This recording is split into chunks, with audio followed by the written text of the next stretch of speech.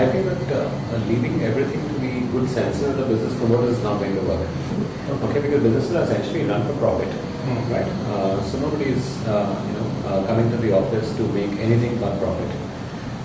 In fact, even companies which have corporate social responsibility departments and full-fledged ones at that, with vice presidents involved and very senior guys, they are trying to, in some way or the other, soften the blow that the corporation, while running its business, might be having to its own imagery because of either the nature of the products that it produces, for example, tobacco, etc., okay, or the kind of business that it is in. So it may be polluting industry, for example, water, air, etc., with that. So they try and soften the blow, and which is why you find them involved in sort of initiatives which are, and therefore that is the reason for the existence of those departments. So there's a very strong marketing angle to it. The corporate reputation is susceptible to damage because of the very nature of the business involved, and therefore the work of the corporate social responsibility department is to soften the blow and therefore to restore the corporate reputation.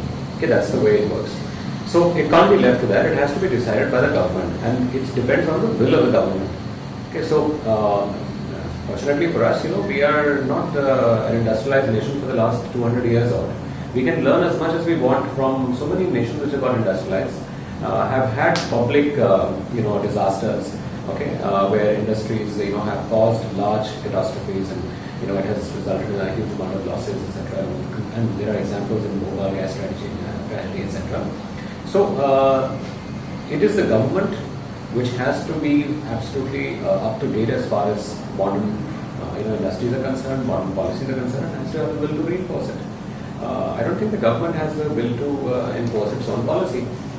It is too busy, making ends meet. Okay, and this whole question of again the CSR exchange. So you said at the beginning that you don't agree with this. Now, what are your? Do you think there are obviously many corporations, small, medium corporations, which are not in a position to do anything good? They are only there to make their business. Most of them are to make profits. So, are there any ways in which they can be made to pay for the social externalities?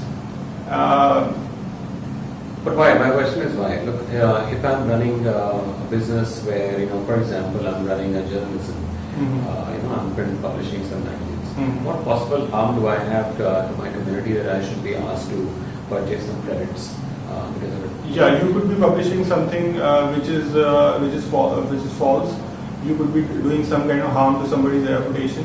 So don't you think that is an externality? But that's not the reason why I opened that business, right? Journalism is about reporting, it's about having opinions. Now the opinions may or may not go down well with somebody or the other, right? That's fine.